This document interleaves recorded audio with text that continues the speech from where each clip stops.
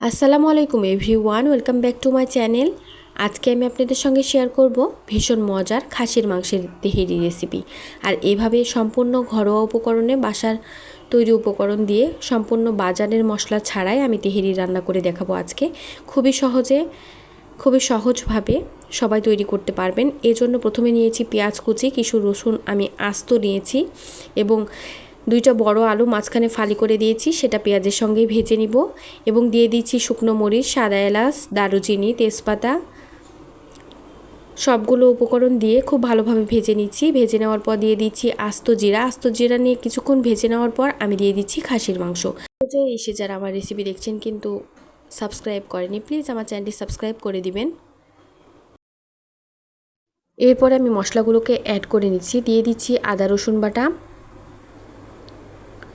2 চামচের মতো, দিয়ে দিচ্ছি লবণ 1.5 চামচ এবং দিয়ে দিচ্ছি শুকনো মরিচ 1 চামচ এবং দিয়ে দিচ্ছি গরম মশলার গুঁড়া। আমি বাড়িতেই যে মশলাটা তৈরি করে নিয়েছি সেই মশলাই দিয়ে দিচ্ছি।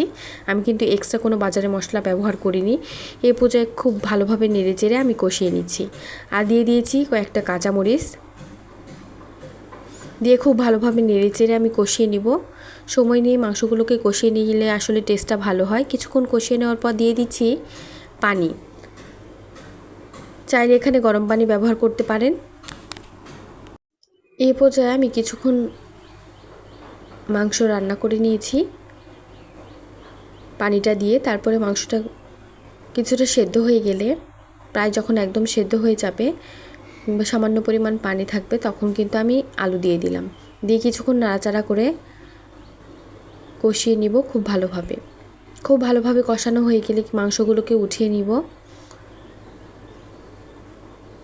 আর এখনও যারা আমার রেসিপি দেখছেন কিন্তু লাইক দেননি, প্লিজ একটা লাইক দিয়ে দিবেন আর অবশ্যই আমার চ্যানেলটি সাবস্ক্রাইব করে দিবেন। এই পর্যায়ে মাংসগুলোকে উঠিয়ে নিচ্ছি। সবগুলো মাংস উঠিয়ে নেওয়ার পর ওই একই প্যানে আমি দিয়ে দিচ্ছি চাল। আমি কিন্তু চাল আধা ঘন্টার মতো ভিজিয়ে রেখেছিলাম, পানিতে ধুয়ে রেখে দিয়েছিলাম কিছুক্ষণ পানিতে। তারপর আমি চালগুলোকে একটা স্ট্রেনারে রেখে দিয়েছিলাম। তারপরে চালগুলো দিয়ে দিচ্ছি প্যানে। কিছুক্ষণ নেড়েচেড়ে ভেজে নেওয়ার পর দিয়ে দিচ্ছি ঘি। আর এভাবে ঘিতে ভেজে নিলে তেহেরি আসলে টেস্টটা খুবই ভালো আসে। এই পর্যায়ে খুব ভালোভাবে নেড়েচেড়ে ভেজে নিচ্ছি। সময় নিয়ে ভেজে নিতে হবে চালগুলোকে, তাহলে কিন্তু টেস্টটা ভালো আসবে।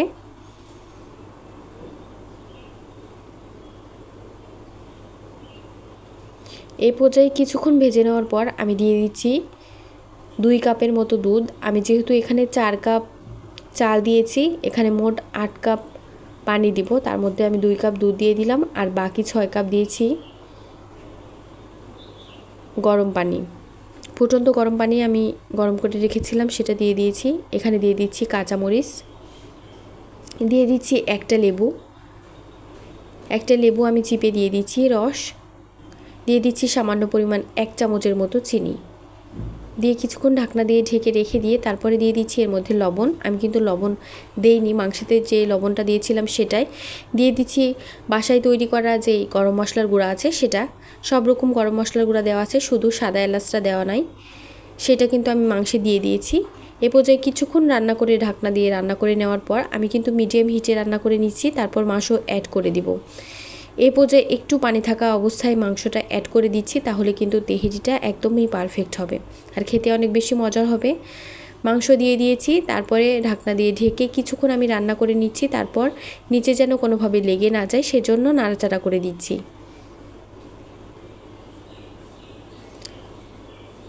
খুব ভালোভাবে এভাবে মাঝে মাঝে ঢাকনাটা খুলে এভাবে নাড়াচাড়া করে দিচ্ছি।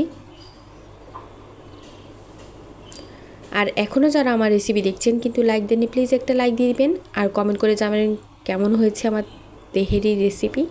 আর এভাবে কিন্তু খাসির মাংস থাকলে কিংবা গরুর মাংস থাকলে এরকমভাবে তেহেরি তৈরি করে নিতে পারেন বাসায়, সবাই খেতে খুবই পছন্দ করবে।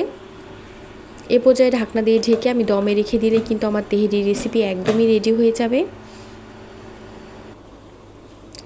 এ পর্যায়ে কিছুক্ষণ দমে রাখার পরে আমি 1 চামচের মতো ঘি দিয়ে দিলাম, তাহলে কিন্তু একটা ফ্লেভার আসে ঘিয়ের, সেটা কিন্তু আরও বেশি মজাদার হয় তেহেরি।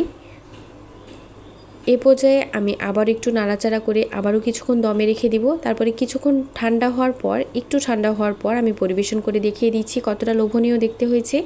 খেতে হয়েছিল অসম্ভব মজার। বাসায় একবার হলেও এভাবে ট্রাই করে দেখতে পারেন। একদম ঘরোয়া উপায়ে তেহেরি রেসিপি, খাসির মাংস দিয়ে। কতটা লোভনীয় দেখতে হয়েছে। এতক্ষণ যারাই আমার সঙ্গে ছিলেন তাদেরকে অসংখ্য ধন্যবাদ জানাচ্ছি এবং পরবর্তী রেসিপি দেখার আমন্ত্রণ জানিয়ে আজকের মতো বিদায় নিচ্ছি। আল্লাহ হাফেজ।